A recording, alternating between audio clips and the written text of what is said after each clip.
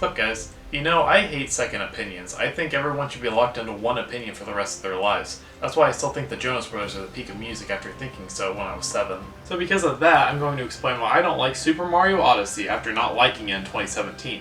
And there's nothing this game will do that will be able to change my mind. This is going to be harder than I thought. Super Mario Odyssey, my favorite Greek epic / Assassin's Creed game. Mario's developments in the 3D space have been pretty interesting to watch unfold. He went from defining the entire genre with games like 64 and Sunshine, to shifting to a more linear yet still somewhat open platformer in space, to taking the more traditional style he debuted with into the realm of 3D. And while all these games are great in their own right, it was pretty clear to see a shift in gameplay styles from Galaxy onward. Games over time were becoming less open-ended and more straightforward and simplified, almost to a detrimental degree. Not helping the feelings of Mario's simplicity was Nintendo's utter oversaturation of the franchise during the Wii U and 3DS days. The experience of playing a new Mario game spin-off or not was becoming less and less special, with titles releasing yearly, and with the devs barely putting forward any sort of ambition or effort whatsoever. But thankfully Nintendo was able to turn things around, and with their newest console, the Nintendo Switch, on the horizon, they decided to have two of their most ambitious titles ever created highlighted. Those games were obviously The Legend of Zelda Breath of the Wild and Super Mario Odyssey. Odyssey was a game that for the longest time I was pretty lukewarm on. I enjoyed my initial playthrough the year it was released, but always felt like there was something about it that made me not enjoy it as much as everyone else did.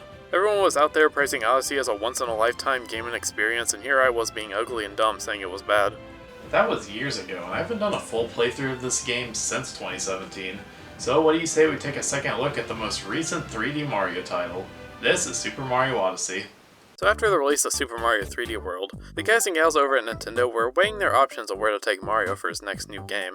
Realizing that the past couple of games have been created with the casual players in mind, they decided that this next game would appeal more towards the hardcore Mario fanbase, with the idea of basing it around the open sandbox levels of 64 and Sunshine arriving soon after. Finally, a Mario game for the real gamers. I knew that purchase of Miitopia was justified. Lots of gameplay prototypes and ideas were pitched, but eventually the idea of throwing Mario's cap and having it take control of enemies was decided to be the main gameplay mechanic, largely due to the motion of throwing a hat working really well with the Joy-Con controllers of the then up-and-coming Nintendo Switch. Another big component of the game was going to be exploration and finding new discoveries, not just in the sandbox levels, but also in traveling the world itself. This is where the game's kingdom concept and globetrotting setup derived from, with some of the developers' real-life travel experiences playing a major part as well. Super Mario Odyssey was briefly teased during the Nintendo Switch's announcement trailer in 2016, and then formally revealed during the Nintendo Switch presentation in 2017, where a lot of what I just covered was discussed. Naturally, I was pretty excited for Odyssey, but not to the same extent as I was for Breath of the Wild at the time. The return to the sandbox style of 3D Mario was interesting, but outside of that and some of the worlds you could explore,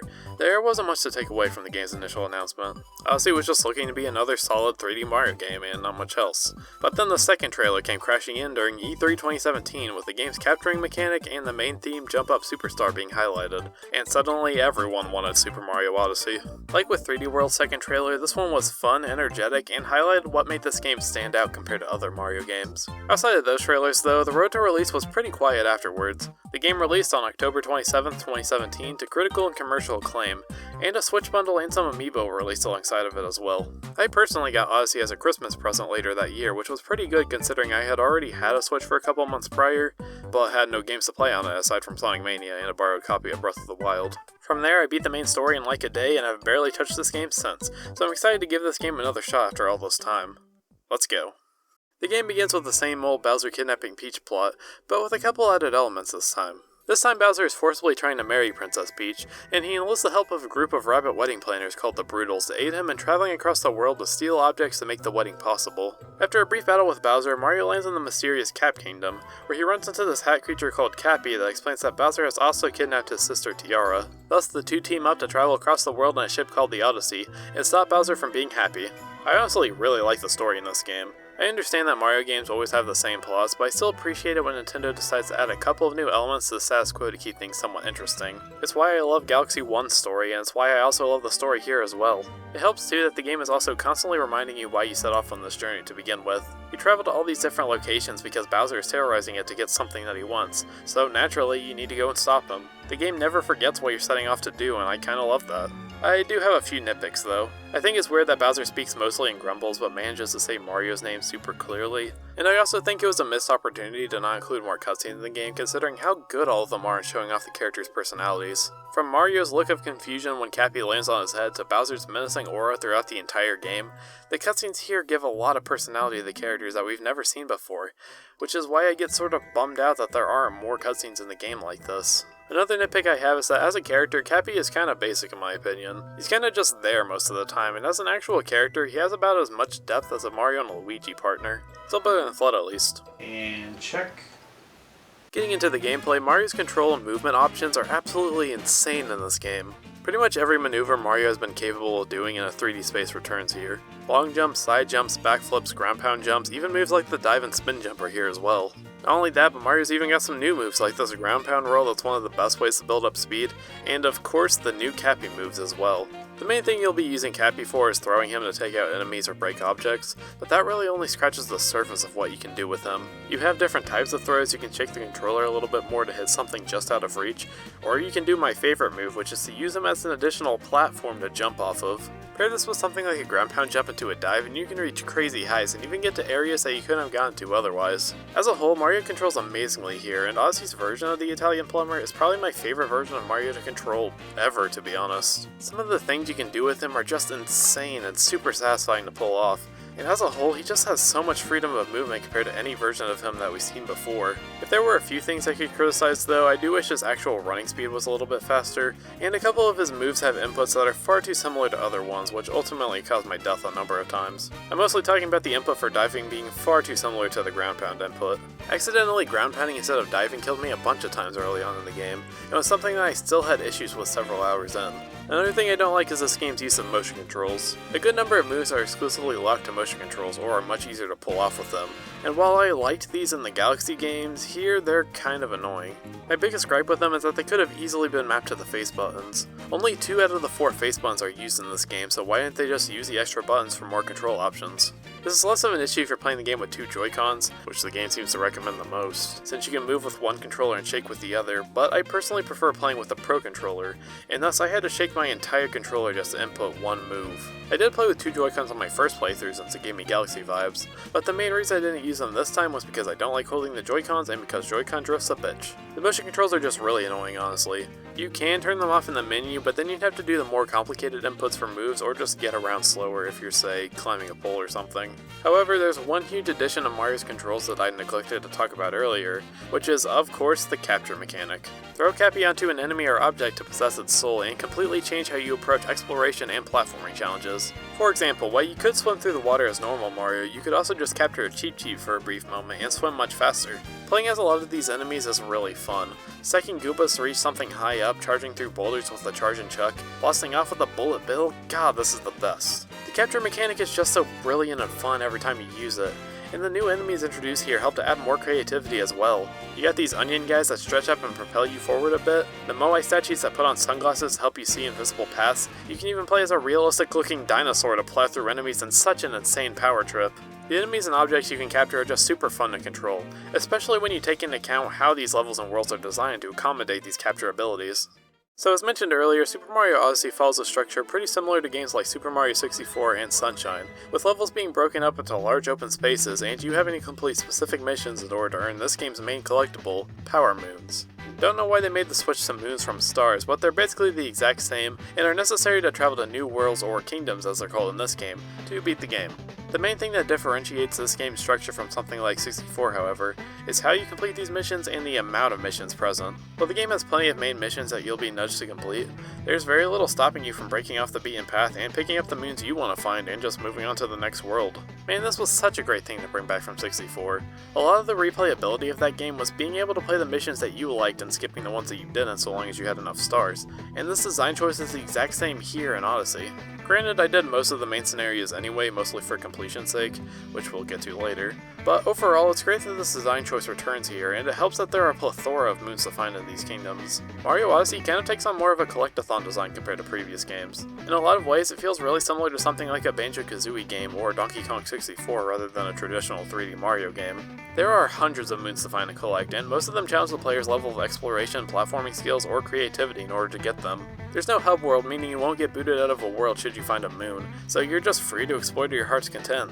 Everything you do and see is up to your own sense of discovery, and because of that, exploring these varied worlds is an absolute treat. There are 14 kingdoms to explore and traverse. The Cap Kingdom, Cascade Kingdom, Sand Kingdom, Lake Kingdom, Wooded Kingdom, Cloud Kingdom, Lost Kingdom, Metro Kingdom, Snow Kingdom, Seaside Kingdom, Luncheon Kingdom, Ruin Kingdom, Bowser's Kingdom, and the Moon Kingdom. Theming wise, they are kinda basic. You got your standard desert, beach, snow, and lava worlds to name a few, but Odyssey does go out of its way to shake these tropes up a little bit. Ice mechanics are added to the desert world, the lava world is food themed with you swimming through this Pepto-Bismol, and the beach level even has Mario Sunshine callbacks with the Gushen enemies, yes that's their name. Metro Kingdom has got to be the highlight for me. I love how the city architecture provides more vertical platforming compared to the other kingdoms, and of course the jump up superstar sequence is absolutely breathtaking as well. The realistic humans are kind of jarring and sort of poorly modeled, but I still love this place. I wish the Cloud Kingdom and Ruin Kingdom had more going on though. These basically just house boss fights with only a couple extra moves to be found in each, so it's pretty lame that these kingdoms didn't get fleshed out as much as the others. It's especially disappointing for the Ruin Kingdom considering how crazy the boss fight is for it. As a whole though, every level feels fresh due to the creativity in their designs, which makes them an absolute joy to play in, and it helps too that they're not so massive that they can be overbearing to go through as well. Even so, if you need some help to find a specific moon or need some direction on where to go to next, then you can get some hints from some NPCs like this bird guy with a massive mouth, or this amiibo robot. You can also open up a menu that shows you a map of the kingdom you're currently in, a checklist of what moons you've collected or are missing, and you can even change the game's music on the fly. I really love that the map is designed like a travel pamphlet. It really fleshes out these worlds, though the existence of a pamphlet in the Bowser Kingdom makes me wonder if he printed these out himself. Another thing that fleshes out these worlds are the type of inhabitants you'll meet throughout. Each world feels lived in with the type of people you'll see, and all of their designs are super great. I really like the little skeleton dudes in the Sand Kingdom, and the polar bear guys in the Snow Kingdom are so round and huggable, and I would die for them. Anyway, outside of the moons, you can also find coins in the gold and purple variety, which act as currency for the shops throughout the kingdoms. Yeah, the regular gold coins in this game are only used for currency. There are no lives in Odyssey, meaning there are also no game overs either. So now the coins you find have a different kind of value, since if you die, you'll lose a couple that you could have spent somewhere else. With the coins you can buy costumes for Mario, moons, or even stickers and knickknacks for the Odyssey. Dude, the costumes in this game are so cool. Almost all of them are a reference to something from Mario's past, like with Dr. Mario the tuxedo from Super Mario All-Stars, even an explorer's outfit from Mario Picross. These are incredible. Mario's past isn't just celebrated through the costumes though, this entire game feels like a love letter to the Mario series and everything he's ever done. I mentioned the Sunshine callback, but there's also these 2D sequences referencing the original Mario Brothers, gravity shifting mechanics like in Galaxy, hell the entire game is just a perfected version of Mario 64. Presentation-wise, this game looks and sounds incredible. It's the most recent Mario game in the series, and it really shows with lighting and colors popping out a ton, and characters and objects having much more detail to them compared to previously. Like, just look at the detail on Mario's overalls and Bowser's suit.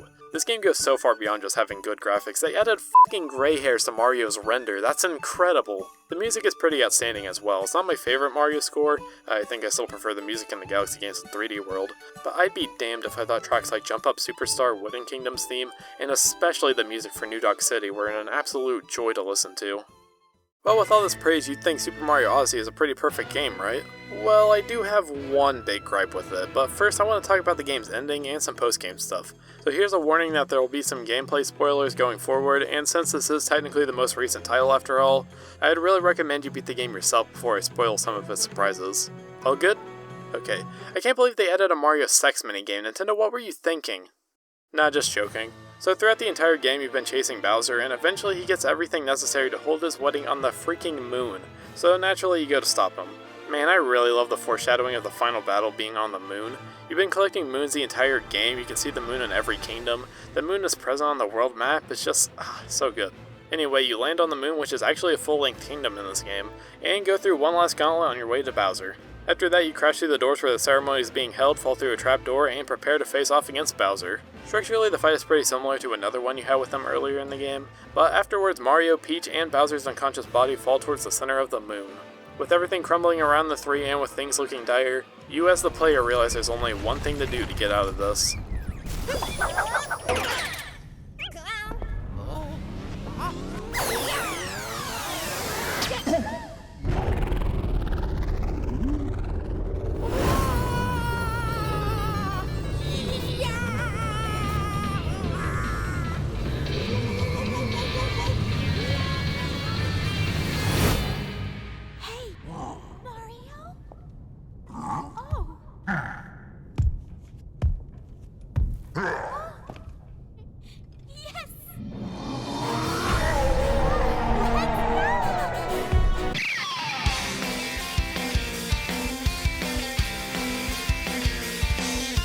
This is amazing. This is incredible. This is another synonym for the word great that I can't think of right now. This is... oh my god. As you escape the moon with an admittedly kinda cheesy song playing, sorry I kinda don't like this piece, you get a fun cutscene of Mario and Bowser trying to propose to Peach, her having none of that bullshit, and the game ends with Mario leaping into the air and throwing Cappy towards the screen. Man, what a finale. But of course this is just the beginning, because once you finish the game you unlock some new kingdoms like the Dark Side of the Moon and the Mushroom Kingdom. Dude, I lost my mind when I learned the Mushroom Kingdom was in this game. You can find this painting early on in Another World, and it's such a painfully good tease for what's to come later on. Not only that, but Peach's Castle is here too, and there's a ton of Mario 64 callbacks as well, including a costume that makes Mario look like his polygonal N64 model. God, I love video games. However, it's here in the post-game where my one big gripe comes into play. So remember earlier when I said there were hundreds of moons to find within the kingdoms? Well, I deliberately didn't mention how many there were exactly because, well, Super Mario Odyssey has 880 moons to find and collect. 880. Holy shit. Now, at minimum, you only need about 125 moons to beat the base game, and when I was done I had about 270 of them already, but still, this is a lot. There are these special cubes you can find in each kingdom after beating Bowser that add a ton of new moons to the levels, so even if you found every moon during the base game, you'll still have to re-explore these levels all over again to complete the game. When I said I felt pretty lukewarm on Mario Odyssey when I first played it, this was the reason why. There's simply too many moons in this game. Sure, the first 300 or 400 are an absolute blast to find for a while, but at some point the process of getting everything will become overwhelming and kind of tiring. Not helping things are a lot of the concepts being reused for the post-game. This is kind of another gripe I have with the game, there's a lot of padding. In previous Mario games, a concept was typically locked to only one level, but here a lot of the concepts are spread out all throughout the kingdoms and they can get a little annoying to replay after a while. 100%ing Super Mario Odyssey is what I would describe as having too much of a good thing in my opinion. There simply didn't need to be as many moons as there were. I think you could easily axe about 100 or 200 of them and still have a fulfilling enough experience. Though thankfully you don't necessarily have to get everything to see everything if you catch my drift. I think you know what I'm talking about, that super duper hard final challenge that's in every Mario game is here once again after getting only 500 of the 880 moons. Honestly, I didn't think this level was that bad. It's more so long rather than difficult, and I was able to beat it in only about 30 minutes of attempts. The end of the level is really great though, with you climbing the top of a tower as Cappy thanks you for the journey you went on. It's an emotional moment and it really feels earned in my opinion. I believe that this should have been your true reward for getting everything. If you do actually collect all 880 moons, all you get is a hat on top of Peach's castle that plays a little jingle, and a harder version of the final boss. That's it. Going for only 500 of the moons is far more satisfying to me. But hey, I'll probably get the other 380 moons eventually anyway, and when I do... Something to note is that you can actually max out the counter to 1000 moons if you buy extras at shops, which is pretty cool, but they're not considered unique moons like the other 880 and are mostly just bonuses if anything. Well then, I think I covered everything in this absolute beast of a game. Damn it. Released in February 2018, Luigi's Balloon World is a bonus mode you can play where you can hide or find balloons from players all across the world in order to win extra coins. Really strange that Luigi wasn't included in the base game in any way, but I don't care, this mode's fun. It's a pretty good way to get additional coins and to show you just how outclassed you are in controlling Mario in this game, and I just think that the concept is pretty novel and that the mode is a fun distraction. As for some of the other stuff that was added, there was a ton of costumes added to the shops in the game, and there's even a VR mode for Nintendo Labo. I don't have any of the Labo kits so I can't really comment on this, but it looks neat if that's what you're into.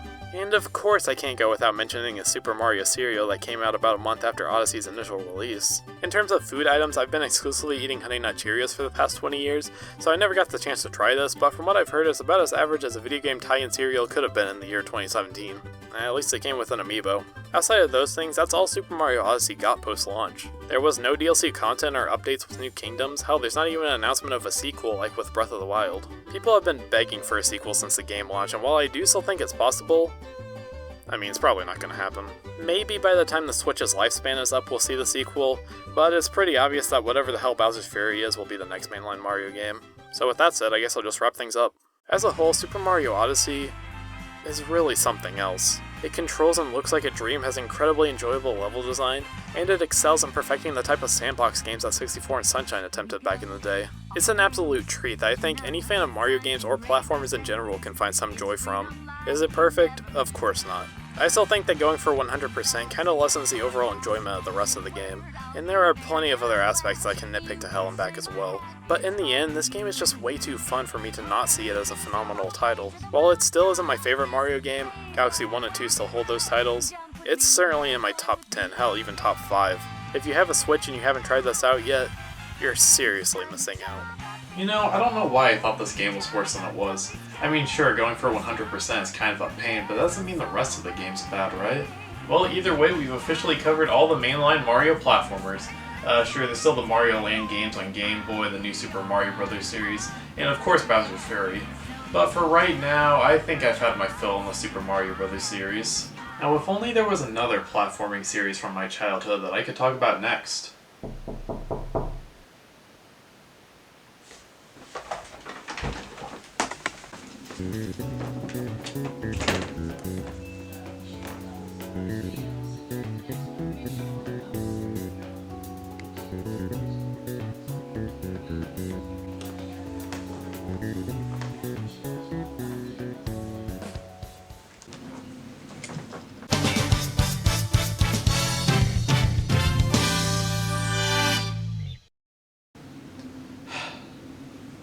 Damn it.